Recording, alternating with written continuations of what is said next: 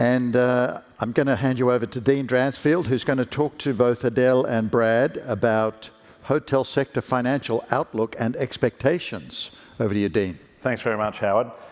So yes, I'm Dean Dransfield, and I'm joined today by Adele Levine-Romain. Adele is with Deloitte. She looks after the tourism sector across the practice group, but also works with Deloitte Access Economics, so has a industry and a economic perspective on what we're going to talk about today. Brad Duff.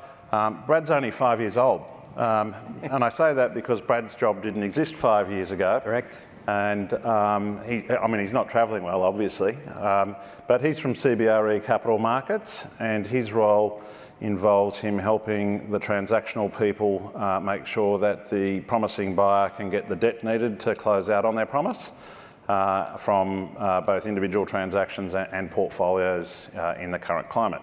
So we're going to try and give you a bit of an overview of how debt and equity is looking at the space at the moment and what the impact of COVID is.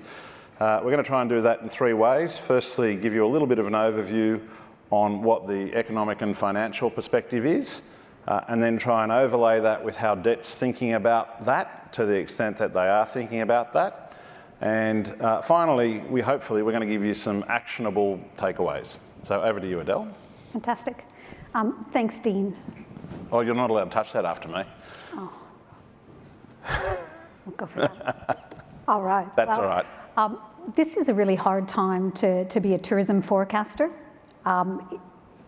A lot of people are putting out a view about what they think the marketplace will be. I'm going to suggest in a time of uncertainty that that's a really challenging thing to do. And so what we've done instead is we've taken a scenario approach. When there's tremendous uncertainty and things are changing day to day, scenarios allow us to plan for different futures. And as a firm, that's what we've done. So we've come up with three scenarios. They're based on three uncertain factors. How are we going to deal with the virus itself? How's our domestic economy going to go? And how is the global economy going to go? And so we put out as a firm these scenarios in late June, and I then packaged up a tourism scenario on the same basis. And so the scenarios are the future we hope for. That's our mildest scenario. There's a harsh scenario, which is the one we're planning for. And there's a severe scenario, which is one, we don't even want to think about.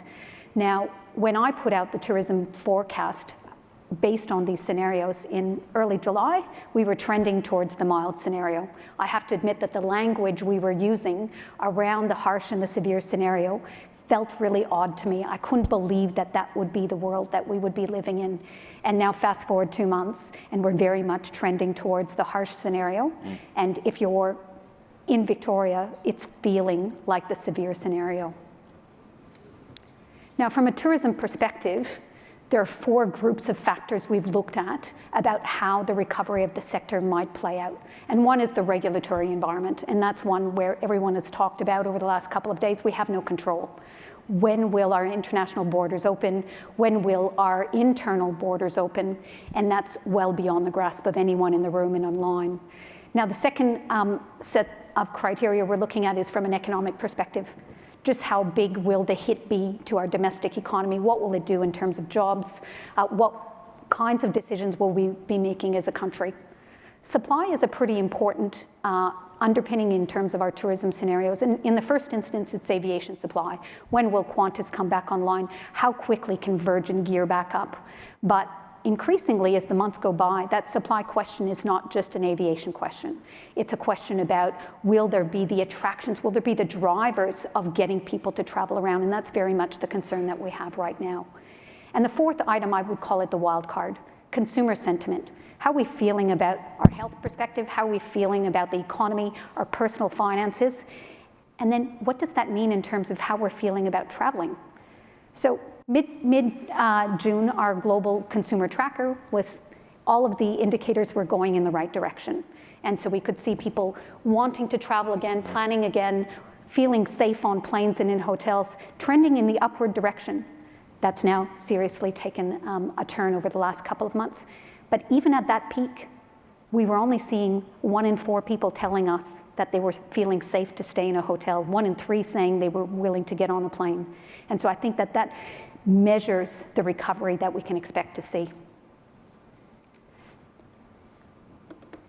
So the key drivers for tourism behavior, whether it's business travel, leisure travel, is around how we're feeling financially.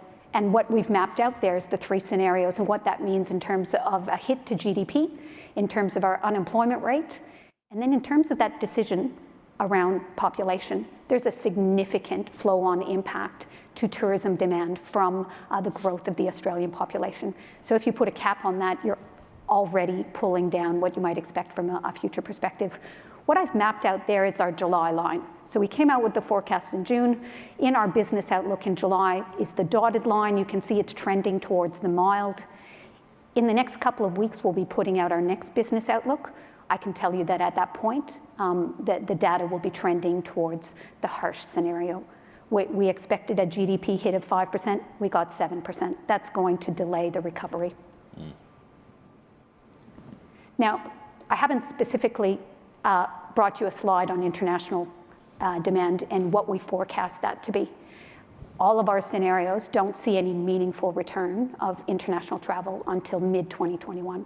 And you heard Philippa say, that's driving, that's the unwritten assumption that we're all working towards. There's a couple of bubbles there that we're talking about. There's a potential pilot of international students coming in, but for the most part, we're looking at a 3 to 4 year horizon for the return of international tourism demand. On the domestic front, this is the storyline. So in 2019, 366 million trips. We are a well-traveled nation. There's only 25 million of us. So that's across day trips and overnight trips in the country. We think, based on the 3 scenarios we've laid out, that 2020 is taking a hit of between 40 to 70% of all trips. Now, it sounds harsh. We did have a start of a year. We are starting to see activity returning to the regions. But in practical terms, when we saw the data for May and for April, there were drops of 80 to 90% of the usual visitor expenditure. And so we're hoping to see a pickup in the last months of the year that will bring us in that particular perspective. Now, the question I get asked all the time is, when will we get back to 2019? And it's the $1 million question, and everyone has a view. In our mildest scenario, we think that we can get there in 2022. And then as we add the further layers, we're looking at 2023, 2024. This is not a blanket predicament for people across the country. We've heard endless discussion about the strength that we're seeing in regional destinations, especially regional destinations near big population centers. But when it comes to Sydney, it's a pretty quiet place at the moment, and the usual demand drivers are just not there for cities at the moment. So we have to be prepared, and the intent of the scenarios is to help plan. There are 3 possible outcomes, and you need a plan for each. So I might pause there. Sounds good. Thank you very much, Adele. I'm happy to use that again because I know Adele's from Manly and we don't have the virus in Manly. Apologies to my friends from Victoria. So one of the things that we want to achieve today is to change some aspects of the dialogue. And so a big aspect of the dialogue is, when do we get back to 2019? What I think is that the dialogue should be, when will we get back to close to 2019? Because all of the graphs that you see, you'll see these are ones from us. If you look at Adele's graphs, they're a V where the second part of the V isn't as high as the first part of the V, and then there's a slow gradient that heads up away from it. So I think what I would try and do is change your dialogue to, when are we going to get back to, say, 90% of 2019? Where that's very important is that it's between 1 and 2 years earlier on most people's scenarios, and that one of the things the industry has done really well through this has to reset their cost bases, and reset their cost bases where, if they're able to do that, they might perhaps have the same economic outcome at 90% of old revenues or 90% of old customers, because the reality is that some of our customers are never coming back, and they're never coming back in the same way. So we can't just grab onto the past, we've got to look forward to the future. At the start of the pandemic, like Deloitte, we did our forecasts, and one of the things that we were conscious of is that you can't go to debt and equity and say, I don't have a plan, or I don't know what my plan means. What they really want to know is, are you going to pay their interest? When are you going to pay their interest? And how much of your business case needs to happen for that to occur? So what's their risk profile look like? So it's really important. Scenario testing on that as well. And the scenario testing. So the answer isn't that you don't know or that the world will change. What it has to be is, here's a scenario where you're comfortable, and so that they can understand, is that scenario likely or unlikely? Because the hardest thing that happens in a large committee of people making a decision is there's always some voices of dissent. And the voices of dissent usually say something along the lines of, some aspect of the proponent's argument is wrong, and therefore all aspects are wrong and the proponent's argument fails. So certainly we think that you have to go in there with scenarios. You have to have an informed view, particularly when the people that you're speaking to are less informed. So we've done a few of those scenarios for the major cities, and like with Deloitte, because of what's happened in Victoria predominantly, we've had to revise starting sometime in August from what was looking like slight outperformance on our bad days between our base case and our sensitivity, to now going back to starting from a longer spot. So what you'll see is, in the case of Melbourne, the worst hit, obviously the short-term impact is quite dire there because the borders will be shut for longer than anywhere else in all likelihood, and into early next year. But you do see that the grey line in the second chart is catching the old base case in around about 2024, and it's getting fairly close to it in 2023. So these, I guess, outbreaks that we're going to keep suffering until there is a vaccine, they're bad, but they're not fatal. It hasn't fundamentally changed the business case if you're looking through the medium term. It has fundamentally affected the short term. If we go to Sydney, we see that there's a lesser effect because it's not having the same complete shutdown of the use of hotels essentially for other than quarantine, and therefore its grey line comes back in a bit earlier than it does for Melbourne. Now, in both cases, we're at 90% of 2019 volumes by 2023. Okay, so when people start talking about dates like 2025, 2027, that's sort of for the perfect 100% recovery, and I think that's just an unfortunate way of thinking about it. If we look at Canberra, our update in August is actually better than our old base case, because what we hoped would happen in Canberra has happened. People are driving there, okay, and they are going there, and the leisure markets are working better. So we've actually upgraded them through that portion, and you'll see that grey line sits higher, but doesn't get much better than the base case in the longer term. And if we go to Hobart, there's a bit more of a gap in Hobart because it's a long way to swim, and so we need state borders to be open to fly there. But again, because its driver is domestic and it's a small market, its recovery was actually tracking above our base case and more towards our upper case pre the Victorian tragedy.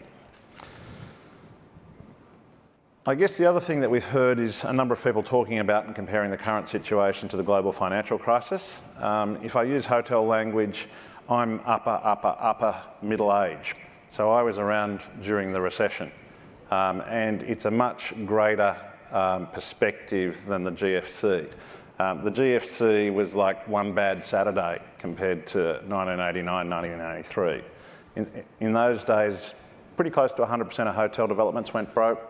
And occupancies in Melbourne were 50%, and they were 50% for 2 or 3 years. So I think what we've got to understand is that many of the decision makers at the debt and equity level were around through there. They know those stories, and we have to have a bigger perspective. And there's a lot of differences today to then. The unemployment rate is a lot lower. Interest rates are massively lower. Hotels as an asset class are much better understood and are of institutional quality in many cases. There is significantly greater market liquidity. In those days, you couldn't sell a hotel. We had to run them for several years. Vasso, I think he's in the audience, he made a career out of running hotels because there was no one to buy them. Valuations were based on 10% cap rates. At the moment, they're 6s and 7s, so they're less flexible than they once were. The banking sector had inadequate provisions. They had very high loan-to-value ratios, and we had 16 new banking licences issued. So we had a whole bunch of people who didn't know what they were doing, who were throwing money away on fake valuations to people who didn't have a clue. So our system is much, much stronger than it was. Education is a lot better because we know a little bit more about things. Our debt education, though, continues to be poor. So the debt approach to hotels is we don't need to know, we just want to loan as little money as possible, that's an equity problem. And that's really important to everyone in the room, and for people like Brad in their day-to-day job. You have to spend a lot of time educating debt on the marketplace, on the specific asset, because they have deliberately not wanted to know. And whilst there's a few of them that know a little bit, there's not very many of them, and there's not many that know a lot. So education is important. There's a few key points there as well, which I just want to call out. The market is very much different in terms of the amount of capital that's available. We're not just relying on the few banks in Australia, which probably didn't handle things right during the first recession or the 90s recession. You look at their lending criteria at the moment, you're going to be lucky to get a 50% LVR on your asset. Now, as Dean was indicating, it's low because of that historical issue that they had, but also because they don't understand the area. So they can always push back, the valuation come down, they're going to be reasonably okay. So they don't have to put too much into it at a 50% or lower LVR.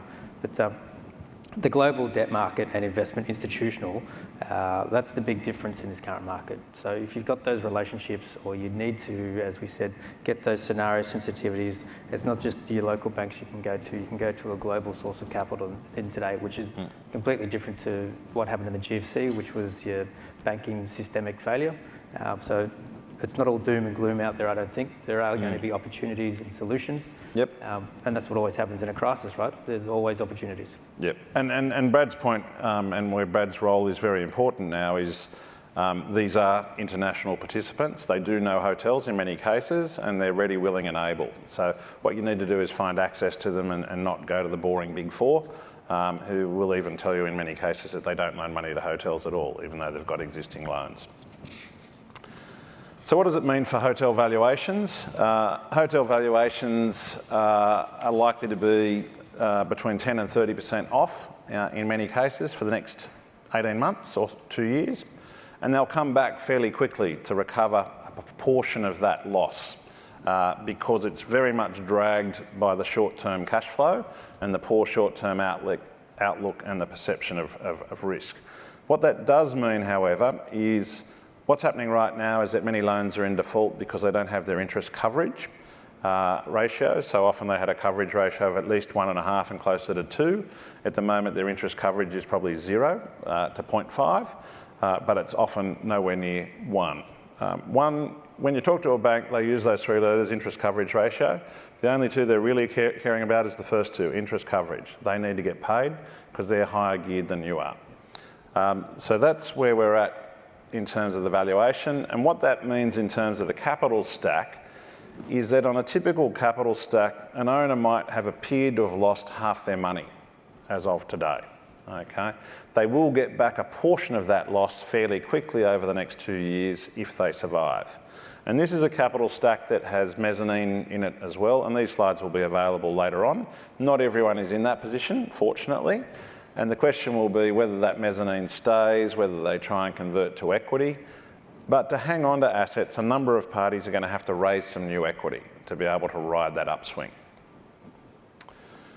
So I guess heading into a few more things and really going to Brad in the first instance, I guess just to get an understanding of the tenor of the discussions you're getting at the moment from I guess, looking at the perspective of both the bank and then the borrower, and are they singing the same song to you? Well, I'd say no. The local banks, as we said, they're very conservative. We don't want to bash the banks here. That's just their lending policies and their appetite to the industry.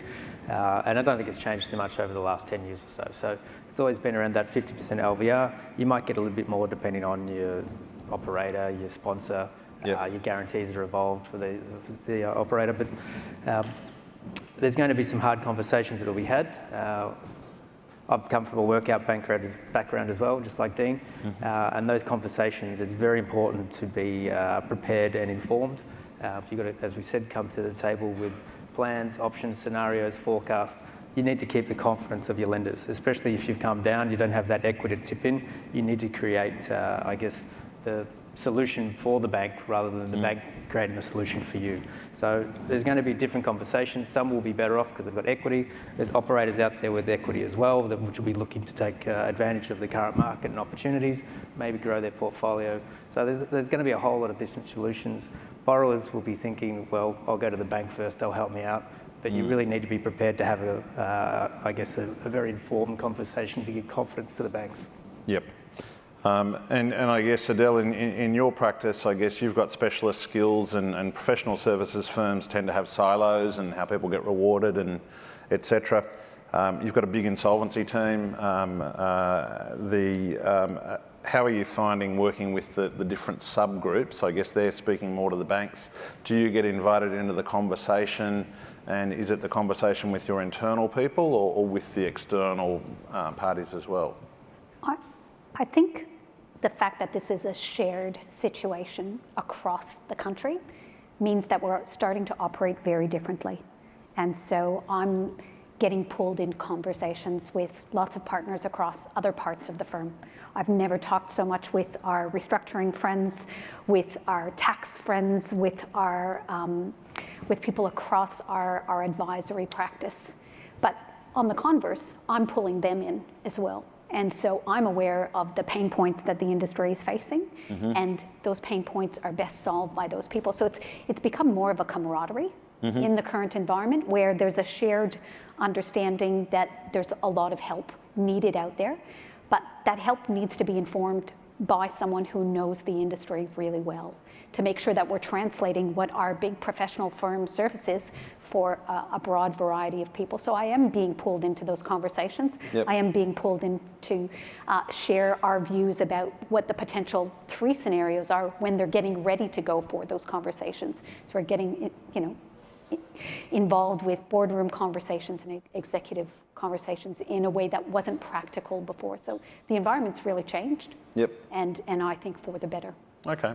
So I guess one of the messages, and we talked amongst ourselves and tried to figure out how to do a 2-hour session that might be life-saving for someone who's got a debt problem in 25 minutes, is that content is king, and that you have to have content for your stakeholders, and that content has to address their particular issues. And that absence of content means you simply lack their support. And I guess that's what it's really about. You've got to maintain support, and that's a sort of a not a very transparent process sometimes as support's disappearing. And also have plan A, B and C. Don't just rely on your current bank. Yep. There will be other people, whether it's private, it's institutional, it's offshore lenders, equity, they can come in. Yep. They may be opportunistic in the current market, but what you've got to do to get through the next couple of years, if you've got to got through. It Yep. will be just a matter of pushing through and surviving until that forecast comes back up again. Yep. And if I go back to 89, 93, the one client we had that survived was the guy that actually worked with his banks and gave them scenarios. Everyone else who said, I think that they're on board, turned out to be wrong. So, key takeaways, because we're just about out of time. The mission is to get to the other side. The second part of the content is the future is different. Don't try and tell your stakeholders that things will be the same as they once were. They don't believe you. And that therefore means that you need to do something different. You need to restructure. It can't be more of the same. And the final part is to make yourself a small target. By that we mean we think that the banks have made a decision about, say, 20% of customers are the walking dead. And if you've seen that show, it's ugly, right? You don't want to be one of the walking dead, but that's life. About 20% of the customers are hero customers. They're going to pay their interest forever, and they're okay.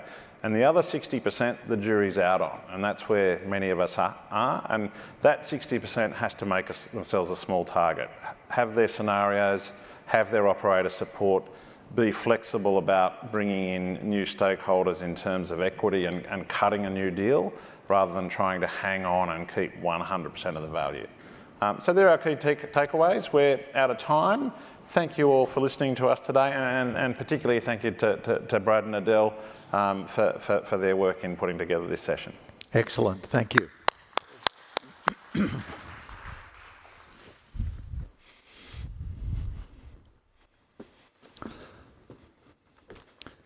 Some really good advice there.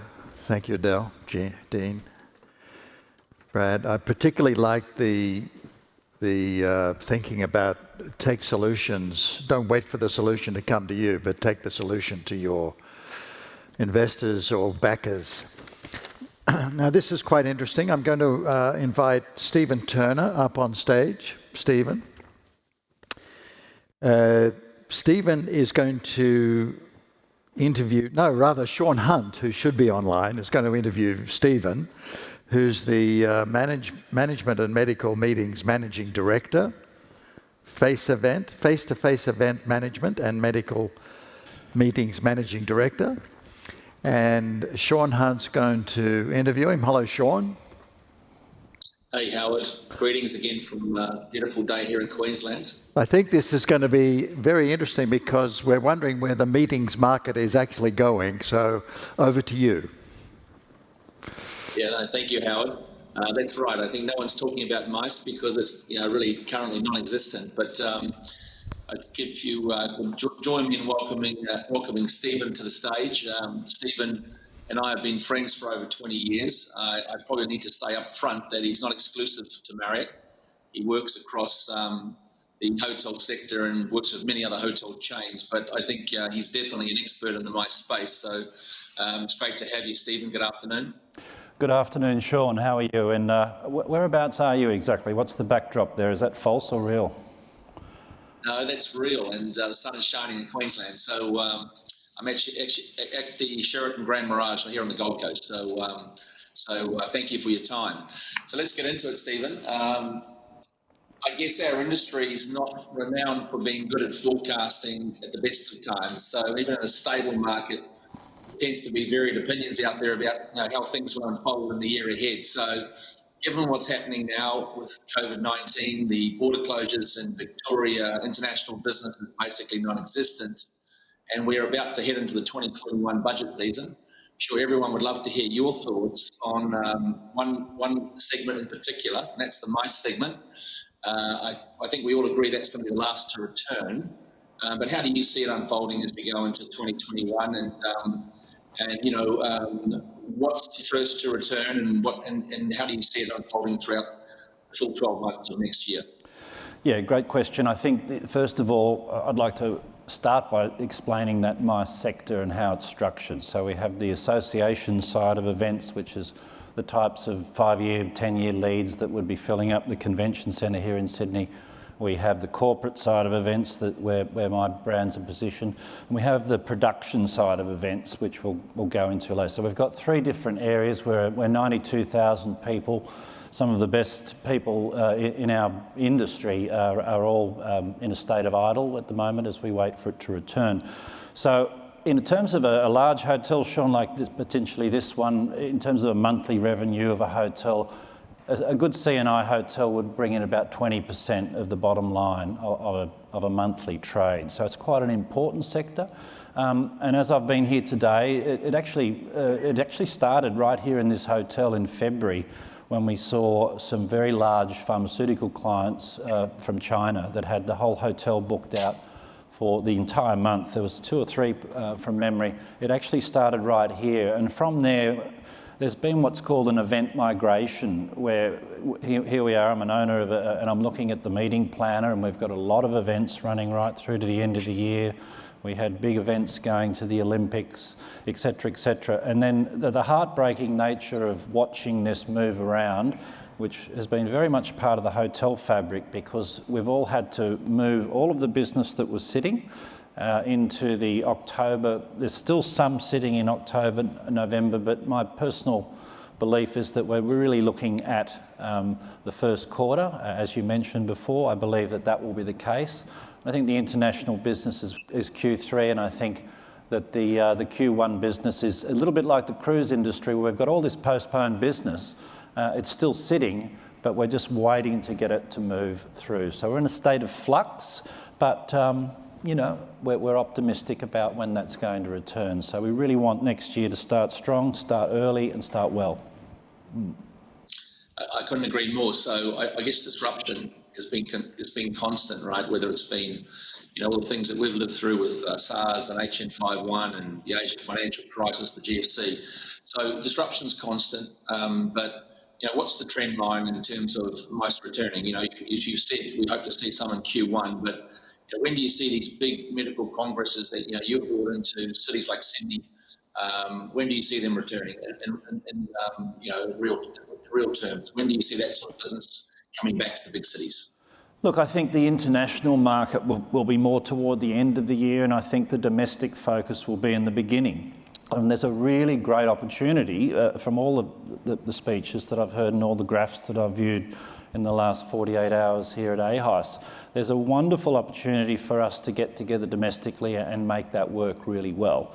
Obviously some issues in the freedom of movement we need to get through before we can actually get that. But Sean, let's just cut to the meat of the sandwich. We're late in the day, so we're going to have to spice this room up. We're last on the card, so let's get into some meaty subjects. I think, you know, in terms of how I've been working with pharmaceutical companies very closely for 20 years, so I've had a wonderful interaction with professors and steering committees and industry leaders. So in terms of what's really going on here, this has only been around since February. The word COVID was only actually named in February. So in 9 months, that name is rolled out, and it's what we call in media terms an infodemic. It's just so much saturation of all the negative chat that goes on, takes away business confidence. There's been some great things said here today, but if we just wrap up what's important, we need business confidence to return, we need domestic activity to return, but the borders are a serious issue. The reason that the international borders were closed was to keep our own borders open. And the reason we're in pretty good shape is because the government moved very quickly to move those international borders, and we're in pretty good shape on a global perspective. So I think that the trend line will be domestic activity. But as we're seeing here today, if we use this as an example, here we are at AHICE, there's probably a moving audience, talking to James, of around the 800 mark. So we're going to have 150 to 200 people here. This ballroom, for those of you that are online, we're set for about 150 people, but we're actually using all of the space. And this is another issue that we're going to have when we bring very large groups into your hotels. We're going to have to halve, and in some cases more, the meeting space. So the terminology and the trend line, to answer your question directly, is the hybrid, the technological hybrid is actually going to never really go away completely. So while I would love to see a face-to-face meeting return completely, we're going to have a combination, which is exactly what this conference is doing. Where we have a component viewing online, we're going to have some people attending live, etc., and slowly it will start to come back. We need the people to come back because that's where the hotels are most effective with room nights and everything else. So in terms of the trend line, we're still meeting. I mean, AHICE was a really important meeting for my strategic thinking, and I'm really happy that it progressed and went ahead after a May cancellation, because if we, the industry, can't get together, that's not a good situation, because I think it's really important. Thank you, Stephen. Let me jump in on the tailing of the technology piece. So everyone said that, they've complimented AHICE and James, and I think he should be complimented for pushing forward with AHICE in 2020. But everyone's touched on this technology piece, and that hybrid meetings are the way forward. Everyone agrees short term that's the only thing we can do if we want to really communicate at large scale. But do you see it in the medium to long term that this is going to be the new norm? If I could just give you an example, we talked about this. Half a dozen of our hotels implemented telepresence rooms on the back of the GFC, which was a different crisis, but one that, again, prevented travel. But within 12 months, those telepresence rooms were all taken out and were back to boardrooms. So medium long-term play, do you really see the hybrid meetings as being something that's going to be the norm in our properties? Yeah, look, I think what's really happened here, and it's been amazing to watch, the technology we've had to jump 5 years into the future, so to speak. If we look at the logistics of AHICE, we've got speakers coming in from multiple locations, offshore, onshore, and otherwise. We've got people here live. We're using a platform called Chime that I'm familiar with. Encore is a partner of ours, and we work very closely with them. We're using about 10% of the technology that's available. So in addition to what we are doing and what we're seeing here today, there can be there's so many more platforms. We can interact, we can run, and I think they're really important for the people that are viewing from home, situations, or certainly remote locations. You've got to keep them moving, keep them entertained. So there's a whole lot of graphics that come into play. We've got launches, like we've got, in short speak, Sean, we've gone from having 60 meetings that were all face-to-face on a human perspective to having, half a dozen to a dozen, hybrid meetings that will see us through the next year. At the moment, I'm supposed to be at the Paralympics with a group of 500 car dealers, and I'd rather be there. But generally, what we've seen in the industry is that this year's a little bit like a golf hole that you just want to wipe and move through, and really get into next year. We don't want to get stuck on political discussions about the borders, but you are sitting in Queensland and I'm sitting in New South Wales right now, and I don't agree with the border situation. I think that it's very disruptive to business, and the carnage in small business and all the supply lines and the fractures that it's causing is just far bigger than the outcome. So I'd really like to see the borders open for tourism, and the whole infrastructure will start to recover when that occurs. It's very difficult to get a big meeting happening when you can't move around our own country, let alone go offshore. Yeah, we've got a pretty robust domestic economy. So let me move on to more of a positive point. So sure. All of our major or large chains are showing reasonable growth down here in Australia, New Zealand, and the Pacific. Marriott included. Make the next 12 months. So I'm hearing from you that you're still suggesting that ballrooms are relevant. We need to put them in our big box hotels, and that the MICE business will come back. But what is your advice to owners and investors and hoteliers? What should they be thinking about now at the design stage as these hotels are coming out of the ground, through your lens as the customer, or the intermediary between us and the customer? Because you're the guy we deal with face to face. Yeah. Excuse the pun. Any advice? I think the hotel experience is changing rapidly. So if we just narrow down, maybe categorise it, the food and beverage experience will change dramatically, the enter, the exit, the whole interaction. We've got hotels running skeleton teams, trying to, create large outputs, et cetera. So we're under operational challenge. I think from a design point of view, there's been a lot of funky stuff going on around the communal space. I think Sheraton Link would be a good example, and other hotels have got similar stuff. That's probably a concept we might need to change slightly, and we just have to get the COVID safety operation underway. I know Marriott's been really strong in their communication. I've been working with your team in Hong Kong to get those COVID, SOPs in great shape. I think you're leading the way there. But it's not about which hotel chain is going to be better than the other. It's actually about all moving together as an industry. We are all needing to survive here. This is a massive situation, and it's going to need total optimism to get it moving again. And I am a total optimist, and I'll go through any weather, as you well know. But we've got to work together in terms of how we get that to return. Okay, thank you. Great answer. Operational excellence. Everyone talks about it. Everyone talked about it pre-COVID. Does it exist? Does it exist in a post-COVID world? Can we afford it? And what does it look like? Okay, so what it looks like is, if I go back to, I'm having a visual in this hotel when we had a pharmaceutical and an automotive in here using the convention centre and every meeting space in the hotel, and how we operated that. It was operational excellence, and I always demand it. I was trained by a PT, Peter Thompson, at the Wentworth Hotel, well before it became the Sheraton. Part of my DNA. So I think the issue is, can you afford it? I think, but the problem, Sean, if I had to operate that same piece of business here now, I would bring double team, and I would inject my own team into your team, and I would look to work together. The problem is we're doing less with more. I think, the GMs really need to be absolutely commended. The role that they're playing now is amazing. I interviewed Krista from Sheraton Grand last week, and also Anthony down there at Pitt Street. And, you know, some of the things that they are doing are astronomical in terms of their hospitality, their delivery, but also their expansive skill set, which is just the job description's getting bigger and bigger. Can we afford it?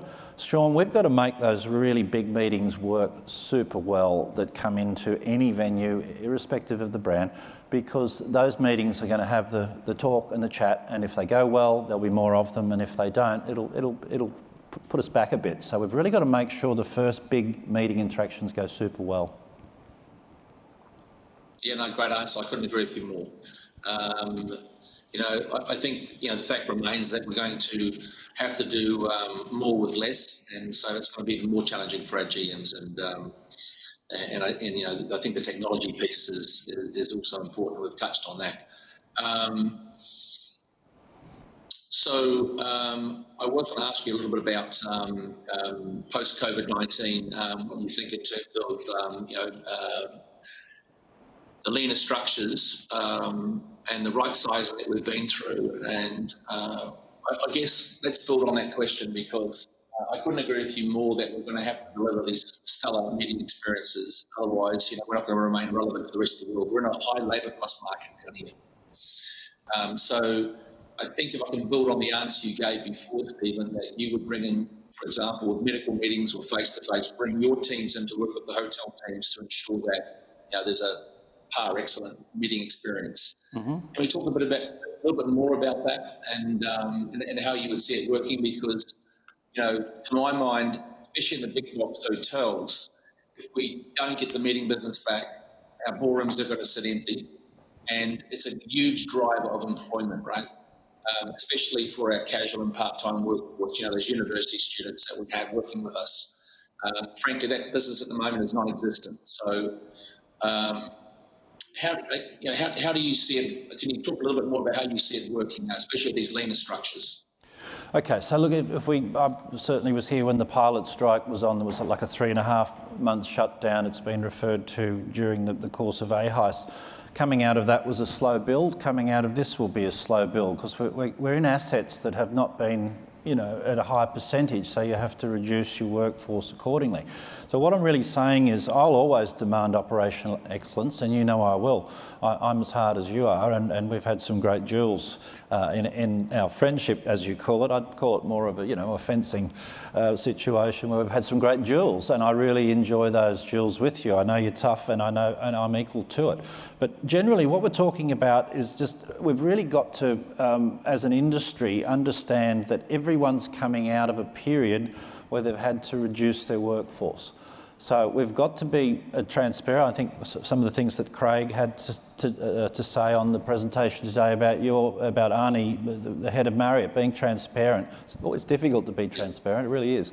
Because all of a sudden, you know, when we come in with a big piece of business, we're going to need a lot of attention, because the ship hasn't been run for a while, and that there'll be some issues. But look, you know, just here today, you're seeing the way the F&B works, the way things are packaged. When we had lunch today, you might have your temperature checked. We could have, you know, the way that my microphone will be wiped down when I pass it back to the desk. There are all these SOPs coming in around us. It is a great industry, the hotel industry. I love it.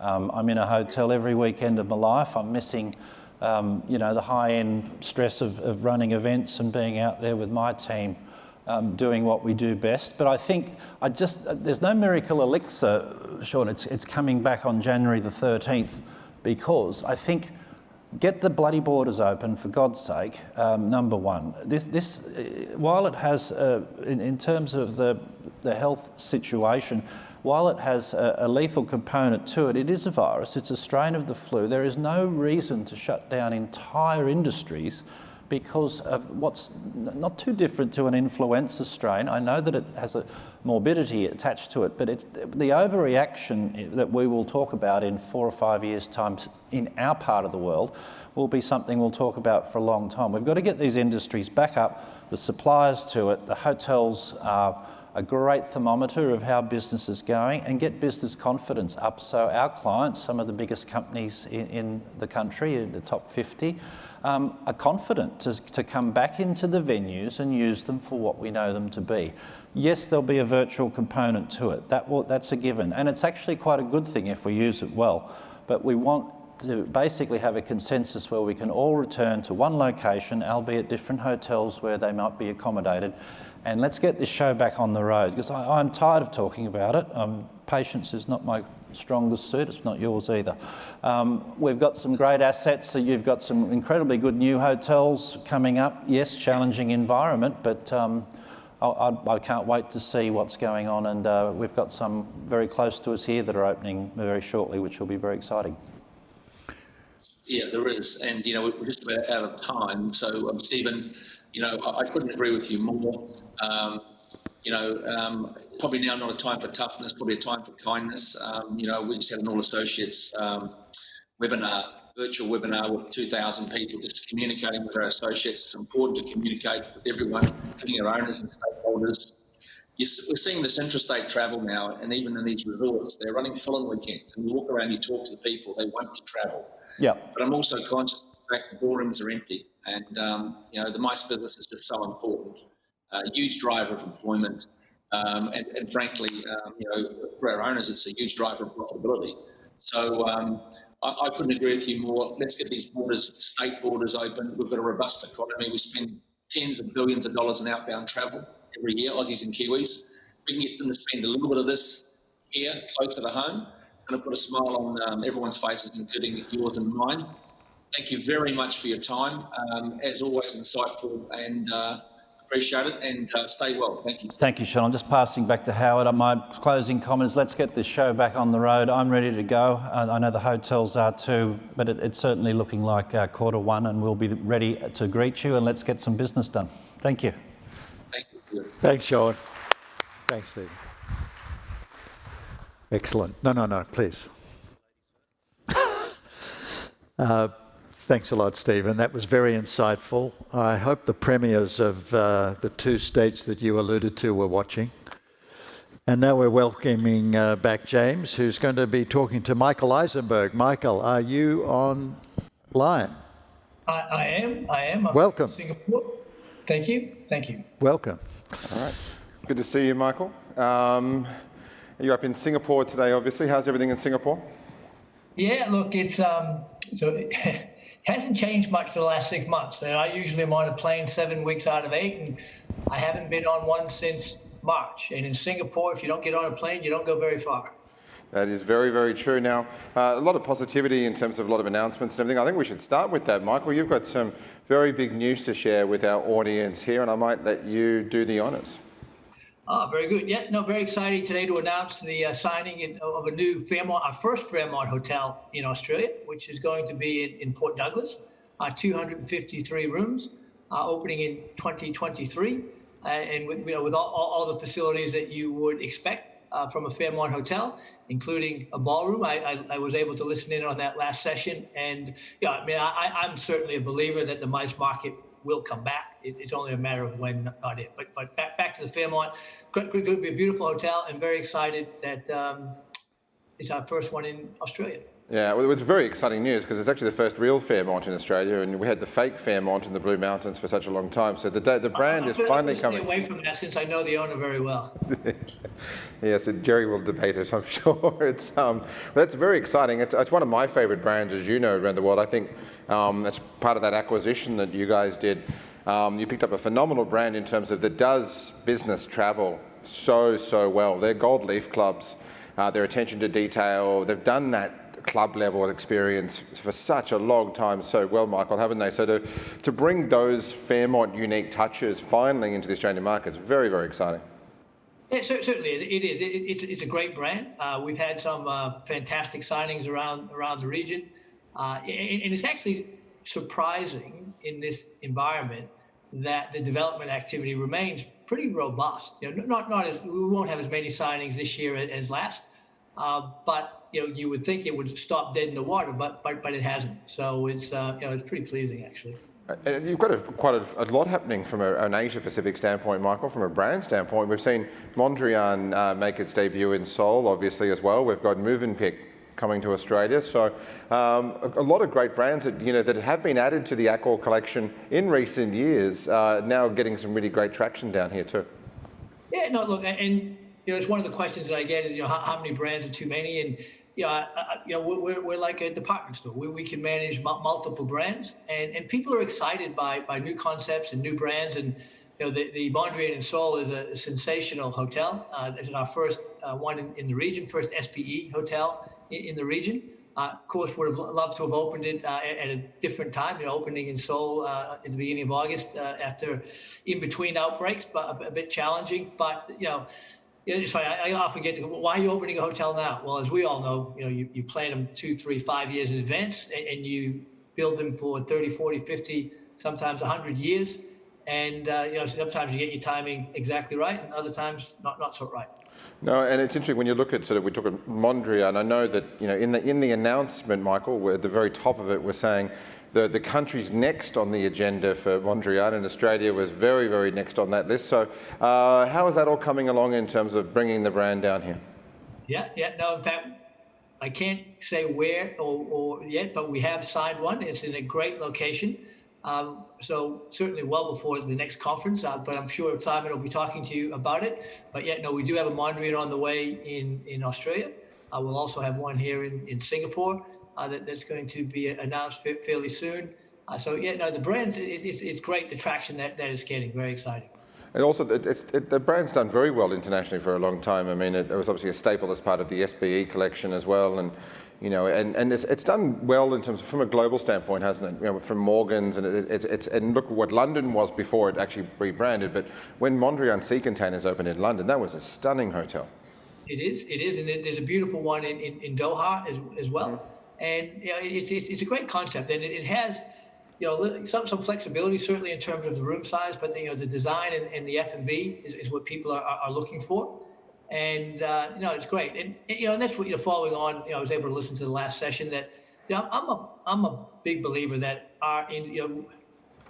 as Stephen said, COVID hit 6 months ago. Normally 6 months doesn't seem like a long time, but it feels like truly a lifetime. And our industry obviously has changed dramatically, but it's not going to stay like this. In 6 months, I think we'll be in a different world. I don't think we passed this yet. But we will. And the great thing is people love to travel, and they want exciting hotels, and that's where having great brands is crucial. And interestingly, whilst we're signing all of our brands across Asia Pacific, where there is the most interest is in luxury and lifestyle. There's no question. So it's great to see that confidence is there. It was interesting. I mean, I remember seeing the launch of Accor Live Limitless ALL was in Berlin last year. But your real launch was actually 2 weeks ago, wasn't it? When they were in front of the Paris Saint-Germain jerseys in front of the whole world in the final. I think you got pretty good branding out of that deal, Michael, and showing the world really that brand. Yeah. Well, we actually did a pretty good signage at the Australian Open this year as well. We got great brand presence for the Champions League game. I must say, I would have preferred to launch a brand not in COVID, just like a hotel. But but the key thing about our loyalty during the pandemic, it's the same. I'm sure the same with our competitors, is our ability to continue to communicate with our guests. If they can't travel, they still want to hear about it. And there's still our pockets where people, whether they're staycations or whatever, that and loyalty is the key to driving that. And I actually think, certainly in the short, it's always going to be very important, but in the shorter term, it's going to be even more important because our markets are all very, very segmented. But now we're going to have a new segment, which is going to go across all segments, which is those that are fearless and those that still have fear. And then the spectrum's in between. Like, I have a couple of 20-year-old children, or young adults, I should say, and they're not worried. Right? As soon as they can get on a plane and go somewhere, they will, right? But other people that are in a higher risk, they're going to be more cautious, and you need to market to them differently. People that aren't worried, they don't want to hear about our All Safe program and safety and security, but other markets do, right? And it'll be a blend, and whether it's for a luxury hotel or even an economy or mid-scale, those markets will vary differently. And that's something that we'll have to get used to, certainly for the next, I would suggest, at least 24 months, if not a bit longer. No, absolutely. We had a good chat with Craig before from Marriott, and we're talking about the bubbles starting up throughout Asia. Obviously, that's probably exciting for you as well, isn't it? Really, now we're hearing about these bubbles starting to form and getting travel going again. Yeah, look, for the moment, the bubbles are overrated. right? Like we have a very big business in China. We have over 400 hotels, another couple hundred under development. I usually go every month. For me to go right now, I have to apply to the Singapore government, I have to apply to the Chinese government, I have to do a COVID test before I leave. I have to do a COVID test when I arrive and be in quarantine until I get a negative. And it doesn't say what happens if you get a positive. You have to stay in the same city for 14 days. And then when you come back, you got to do another test, right? So you got to, the bubbles are still, I call them, they're not green lanes, they're green threads. But it's important that they've started, right? And, like here in Singapore, they've announced that we're going to be able to do a MICE conference for 250 people. They just announced that yesterday. And then similar to what you're doing, of course, then you'll be able to do virtual to a broader audience. But still, to be able to have 250 people in a room here with all sorts of protocol around it, we're still working our way through it because it only came out yesterday, is great news. And what is good about the Singapore government is they're pushing. They announced, travel with New Zealand and Brunei right now. You still at the moment have to quarantine when you go back to New Zealand, but they're working on it, right? And again, I'm sure you've spoken ad nauseum about opening the borders in Australia, but Australia's not going to be part of a bubble if they can't open their internal borders, right? So it is very challenging, but most governments are just so keen to open travel, which is great. It's going to take a bit more time, but it'll happen. Now, also recently, Michael, you became the first hotel chain to announce a fund for your employees. Can you tell us a bit about this? Yeah, we suspended our dividend back in May, as did most companies. But we allocated 70 million euros, so 100 million Australian dollars, to what we call the Hardest Fund for those of our colleagues that are in real need. And so to date, we've distributed to 20,000 different people around the region, including 1,300 in Australia and New Zealand, amounts ranging from literally $200 to as much as 5,000. And it varies depending on the need. And then also in Asia, because a lot of our colleagues aren't used to having a lot of cash, we're actually giving smaller amounts, but every 2 months to help them through this crisis. And I have to say, it's heartbreaking, but also heartwarming because the applications have to define the need. And it is. I mean, people are going through such pain because they've been unemployed now or on very small salaries for 6 months. And but it's also incredibly rewarding that we are able to help our colleagues. And I think it's one of the differences of Accor as a company that we were able to do that. And I take my hat off to Sebastian. He got that through the board. That of the what would have been a 280 million euro dividend, 70 million was allocated to our hardest around the world, and it's a tremendous initiative. And we're certainly funded to keep it going at least through the end of the year and probably into next year, and continue to help those that are in most trouble. It's interesting because it's something that Accor does for other people all the time. You have your race to survive and you're constantly raising money for everybody else, and obviously it's such a wonderful thing to be doing it for your own staff. Yeah, no question. And even in that fund, we allocate some money for healthcare workers that are having difficult times, but also some of our contractors. Like in a resort where, for example, you have a band, and the band's been playing there for 3 months, and they've been stranded. And we're able to, even though they don't work for us, they're part of the team, and we've been able to help them. So we've been able to extend it to an extended family as well. Now, in terms of what's happening going forward, Michael, do you have what kind of messages would you be giving governments at the moment in terms of, as we said, about getting travel going, but also, even here with borders and whatnot locally, what are your messages for governments at present? Well, we continue to push the need for opening borders because for employment. Now, our industry is a great employer, and we lobby governments around the world, throughout Asia Pacific. But you also have to be careful, right? In that, one, you don't want to stop.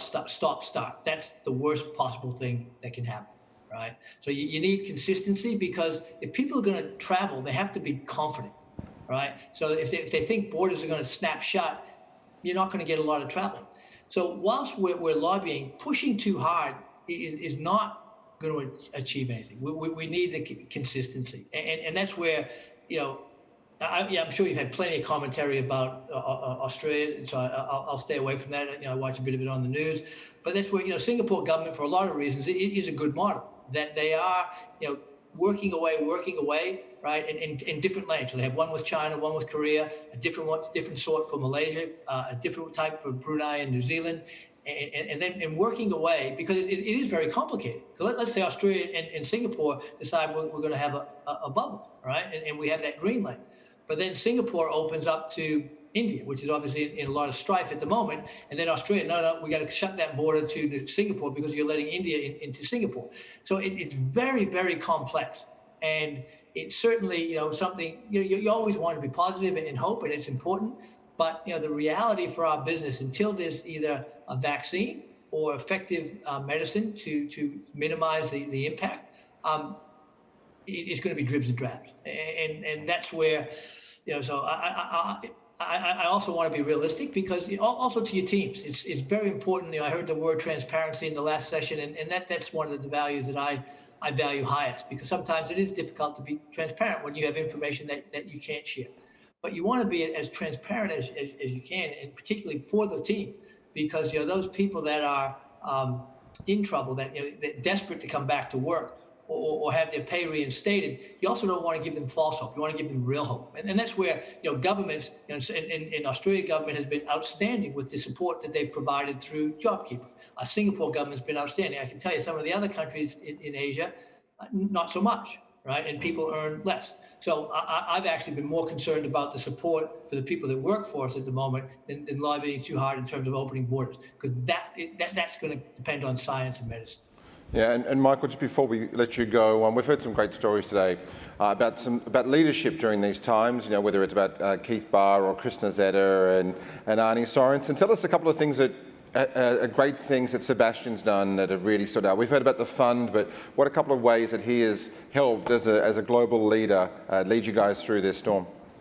Well, again, it's constant messaging and consistent messaging. So, the videos that we have for internal, external, the ones that are internal end up going external, of course, in this day and age. We share those with the owners. And Sebastian, by nature, and you've met Sebastian, is a very positive person, right? And it's so important in what are really once in 100-year times to be as positive as you can, but also realistic. And Sebastian, as a positive person, it's always great to talk to him. It's great that he shares his personalities with the team. And if you know Sebastian, he has a big personality, and that comes through in all his communication, and that's important. And staying as connected as you can to as much of the team as you possibly can. Yeah, wonderful. And he would have been at the opening of the Mondrian in Seoul if he could have been too, Michael, I'm sure. He's very passionate about that brand with Sam Nazarian. Exactly. Yeah, no question about it. But we'll still have an opening party. I'm looking forward to it. Awesome. Well, thank you so much for joining, and we'll see you in person, hopefully at the next AHICE when it comes up. But thank you again. I certainly hope so. All right, James, nice to talk to you. Take care. Bye-bye. Thanks, Michael. Thank you, Michael. We are going for a coffee break, courtesy of Hostplus. Peter Aldini, the state manager. Peter, are you going to take us out to coffee? Hello all. I won't keep you too long. Look, I just want to say, look, it's great to be here. Hostplus is proud to once again be a diamond sponsor of AHICE. It's just one way we can continue to show our support for the industry. It's just great to see so many familiar faces here as well. The webinars have been great, but nothing beats face-to-face, so that's been great. Sorry. Many of you have already heard from our CEO, David earlier. So look, I'm not going to keep you too long. So in yesterday's final session, I heard Simon and Leanne both talk about when they realised the impact COVID was going to have on their business and how their focus quickly turned to their people. That was the same focus for us as well, because those people they were talking about, they're our members as well. We knew the challenges they were facing and what your employees were going through or what they were about to go through. That is why supporting and caring for you and your staff has been our #1 priority. and this continues as we all work through this pandemic together. David mentioned the early release scheme earlier. We've been able to support your employees, who needed that financial assistance, paying out over $2.8 billion, and we will continue to do so until the end of December or whenever the scheme finishes. We have ensured our members were well informed with regular communications and have provided them opportunities to attend our educational webinars. And we will continue to meet with key personnel within your business to offer support where they need it the most. Hostplus has been on an amazing growth journey in recent years, with funds under management topping $50 billion. What is the most pleasing is that we've been able to continue to grow, even through this challenging period. Our origins have traditionally been in hospitality, tourism, recreation and sport, and as we know, it's these industries that have been impacted the hardest. Many thought it was doom and gloom for Hostplus.